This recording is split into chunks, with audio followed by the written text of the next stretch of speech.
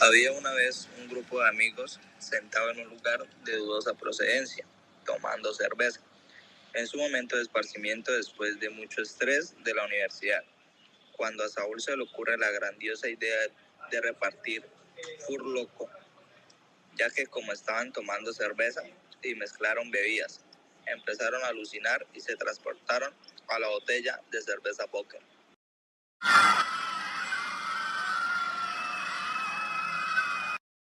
Chicos, ¿dónde estamos? Pues pareciera que estamos en la etapa doméstica. ¿Sabían que en Egipto ya tenían acueductos, inspectores sanitarios y sistemas para asegurar el agua limpia? Incluso la circuncisión la usaban como medida de higiene. ¡Ay, qué canzones con la limpieza!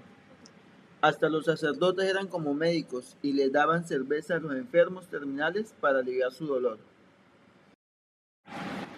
En Grecia discutían cómo las epidemias se mezclaban con creencias naturales. Y crearon la anamnesis, que es la que conocemos como historia clínica hoy. Pero en Roma, con tanta ambición por conquistar tierras, pues se olvidaban un poco de la salud. Los esclavos eran los que cuidaban a los enfermos y aplicaban sangrías y trepanaciones, aunque claro, con muy poca compasión.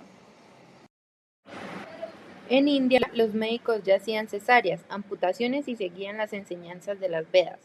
También entendían que los mosquitos podían causar enfermedades.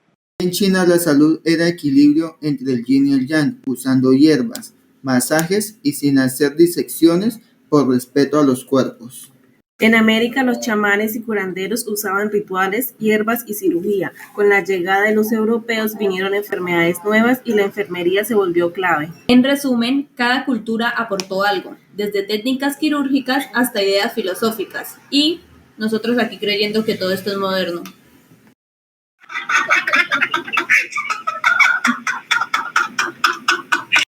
Los efectos del alcohol siguen surgiendo su efecto y en esta ocasión la alucinación que les produjo el furloco hizo que estos estudiantes de enfermería cayeran en la etapa vocacional de la enfermería. Alexa, me llamó mucho la atención lo que habló sobre las cenodichas. Nunca había escuchado ese término. Pues sí, vale. Es bastante interesante. Las cenodichas fueron los primeros espacios organizados para el cuidado de enfermos y necesitados, creados en los primeros siglos del cristianismo. O sea, ¿eran los primeros hospitales? Se pueden considerar un antecedente. San Basilio, por ejemplo, fundó una de las más importantes en el siglo IV. Tenían diferentes áreas, hospicios, atención ambulatoria y hasta espacios para enfermos contagiosos. Entonces, ¿las enfermeras de esa época eran como nosotros? ¿Llenaban registros y hacían turnos de 12 horas? Bueno, no exactamente. Las primeras en hacer esta labor fueron las diaconistas, que eran mujeres dedicadas a visitar enfermos, llevar alimentos y ayudar en lo que podían. Estas mujeres eran unas berracas, la verdad. Sí, y algunas de ellas eran como las primeras enfermeras. Febes, por ejemplo, es considerada una de las primeras. Mis respetos para esa señora, ¿oyó? Entonces, ¿ya existía el concepto de cuidado desde el inicio del cristianismo? Exacto. La idea de ver al enfermo como alguien que necesita ayuda, con empatía y compasión, viene de esos tiempos. Luego, en la Edad Media, los monasterios asumieron esa función y pues se convirtieron en centros de atención médica. Menos mal que la enfermería ha evolucionado. No me imagino trabajando en un monasterio con velas y sin guantes, aunque cualquier parecido con la realidad es pura coincidencia.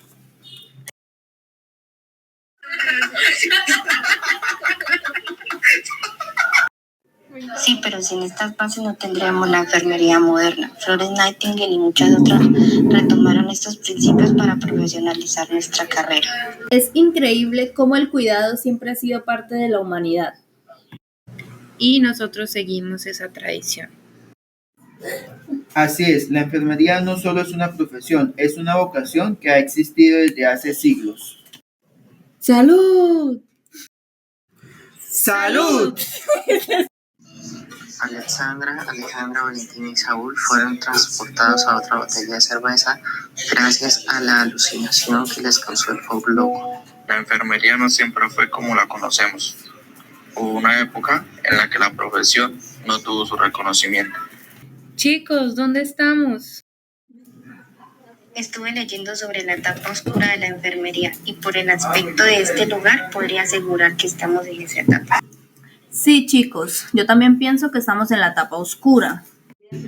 Alexa, es cierto, el cuidado de los enfermos estaba a cargo de los monjes y monjas, porque la gente creía que estar enfermo era un castigo divino. Y no habían escuelas para las enfermeras, aprendían con la práctica, sin estudios ni protocolos claros. Además, muchas mujeres que trabajaban en hospitales eran de muy bajos recursos. Durante esta época, los hospitales no tenían recursos. Las enfermeras trabajaban en muy malas condiciones y muchas veces solo recibían comida y un lugar donde dormir. Qué fea situación, chicos. Pero, ¿cómo fue que cambió todo? Chicas, en el siglo XIX, Florence Nightingale inició la enfermería moderna. Ella ayudó a mejorar la higiene, creó escuelas y estableció protocolos para el cuidado de los enfermos. Gracias a ella, la enfermería se convirtió en una profesión respetada y valorada. Qué bueno que ahora es diferente. Oh, chicos, ¿qué pasó? Por su aspecto, creo que estamos en la etapa técnica de la enfermería.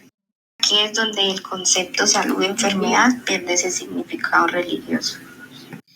Se creía que las enfermedades eran castigo divinos, parecido a la etapa oscura. Es verdad, pues también la Revolución Francesa influyó.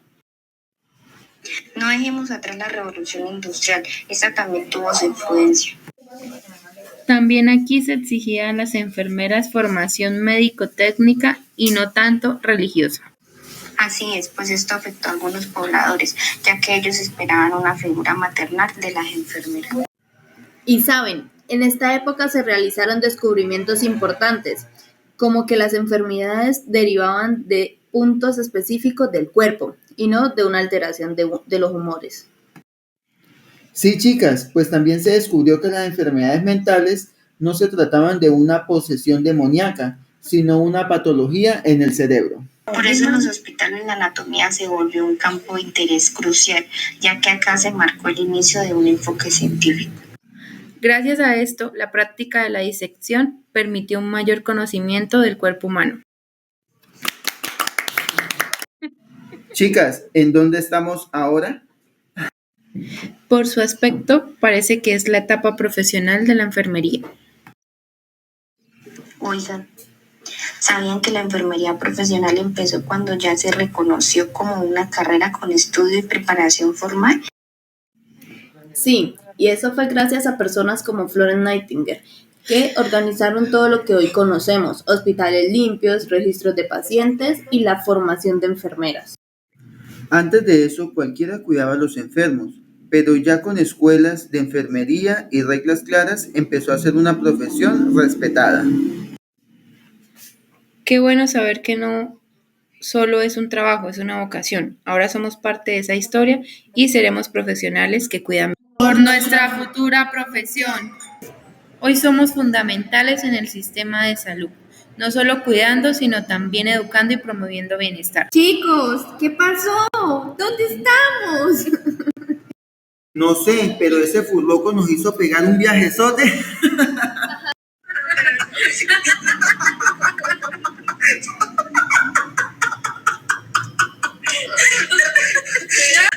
Observando el libro, este libro púrpura es más que papel y tinta.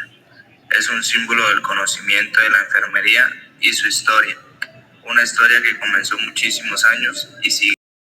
¡Qué chévere! La historia de la enfermería no es solo un sobre de libros viejos y procedimientos, también muchas ideas que transforman la forma en la que cuidamos, en que sentimos, en que imaginamos una mejor atención.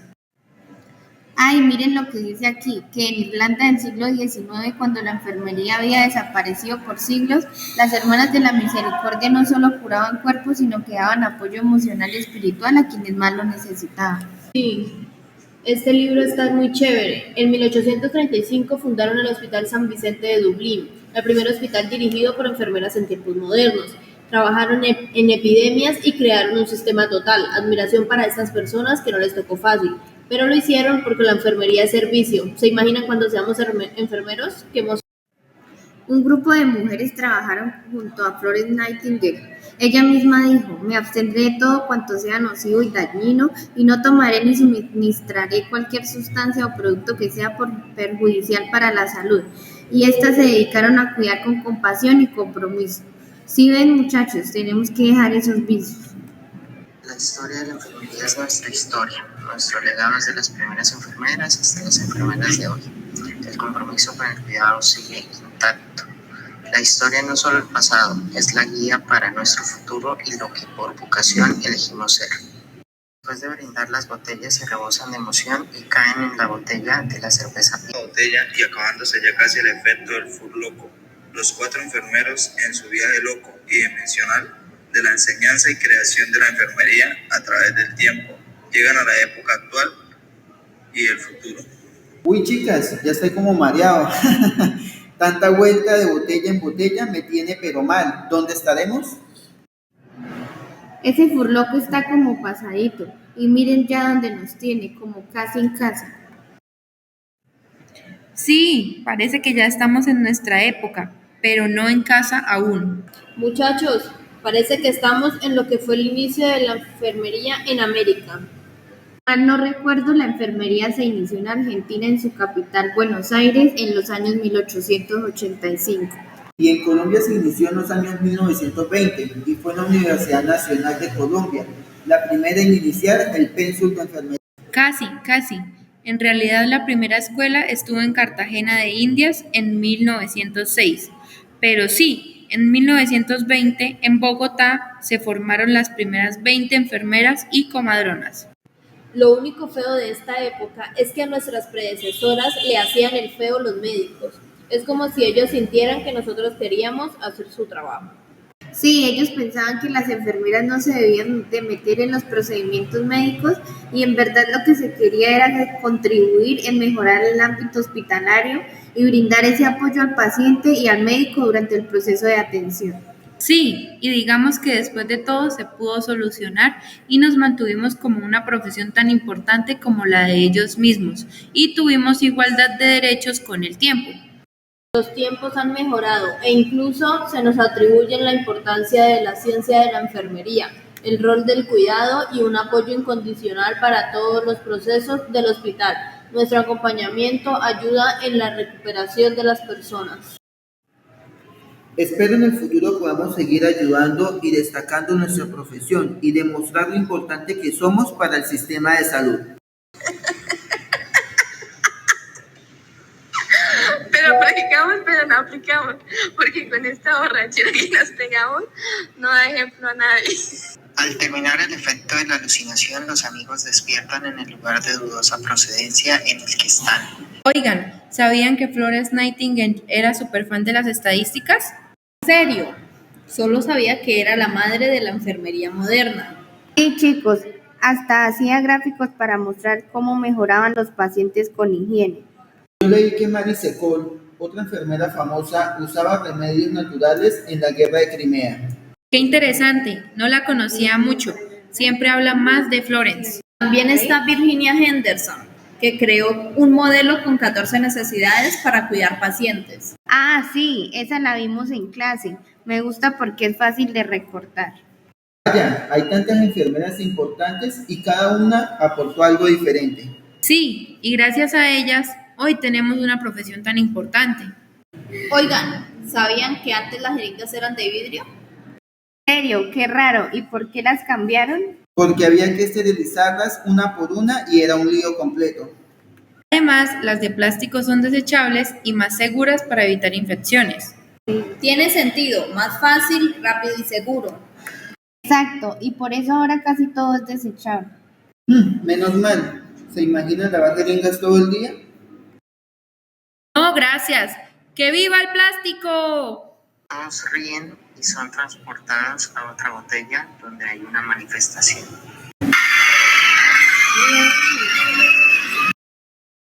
Oigan, ¿se acuerdan de la clase sobre la Ley 100? Me dejó pensando en cómo cambió todo el sistema de salud en Colombia. Sí, esa ley es de 1993 y creó el Sistema General de Seguridad Social en Salud. Desde ahí aparecieron las EPS y las IPS, y supuestamente la idea era que todos tuvieran un acceso a la salud.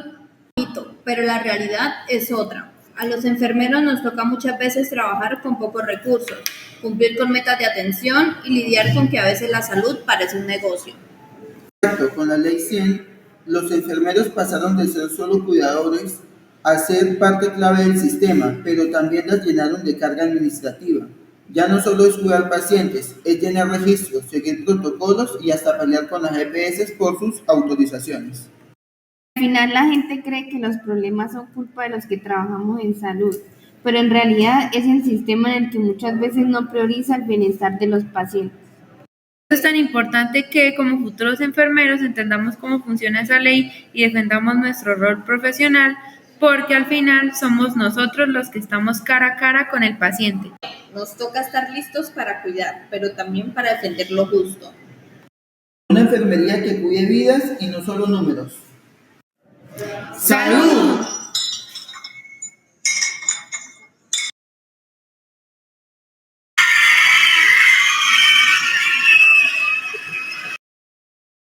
Oigan, esperen, ¿se han dado cuenta que somos como los guardianes del cuidado? ¿Guardianes de qué? Creo que se refiere a que, según la Ley 266, somos fundamentales en el sistema de salud. Es como si fuéramos superhéroes, pero sin capa. Exacto, la ley reconoce nuestra profesión como esencial. O sea, sin nosotros el sistema colapsa. Imagínate un hospital sin enfermeros, el caos total.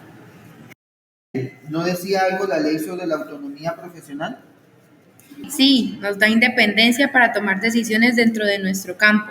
No somos simples asistentes de los médicos. La gente sigue creyendo que solo ponemos inyecciones. Exacto. Y eso que la Ley 266 establece que nuestra labor es integral desde la prevención hasta la recuperación de los pacientes. O sea, somos como los arquitectos del bienestar. Ay, no, Saúl ya está viendo cosas. Pero hablando en serio, gracias a esta ley tenemos derechos laborales y podemos especializarnos más. Un brindis por la Ley 266 y por la enfermería, carajo.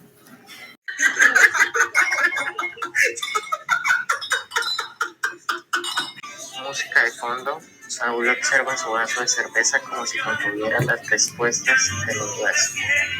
Oigan, el código deontológico lo dice clarito, el respeto por la dignidad del paciente es lo primero. Sí, pero díganme si nunca se han reído cuando un paciente dice algo bajo anestesia. O cuando te preguntan si la jeringa es chiquita y tú sabes que no lo es. Pero ahí está el dilema. ¿Hasta qué punto es ético reírse? Técnicamente no estamos faltando el respeto, pero estamos en una posición de poder, el paciente confía en nosotros. Ah, claro, porque el sistema de salud es un templo sagrado donde nadie comete errores.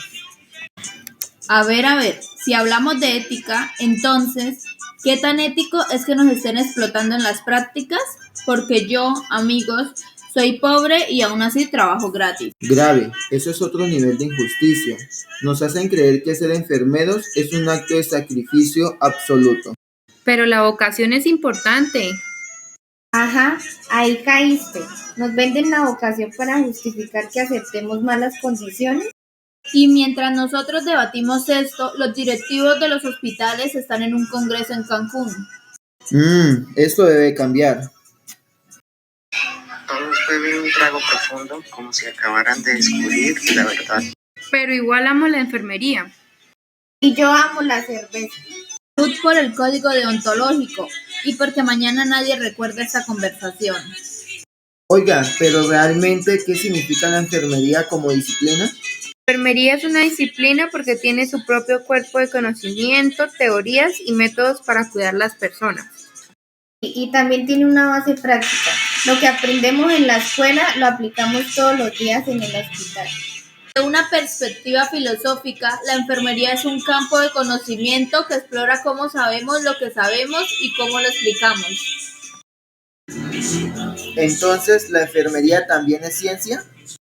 Claro, es ciencia, se basa en investigaciones y datos, pero también en entender a la persona de manera integral, no solo en su enfermedad. Es la ciencia de cuidar, pero también el arte de entender las emociones y necesidades del paciente. Y esa mezcla de ciencia, ética y arte es lo que convierte a la enfermería en una verdadera profesión. Ahora lo entiendo. Es una disciplina que combina teoría, práctica, ciencia, ética y mucho cuidado humano. Bueno, hoy sí nos pasamos con la cantidad de información en clase, entre modelos, teorías y conceptos. Mi cerebro está frito.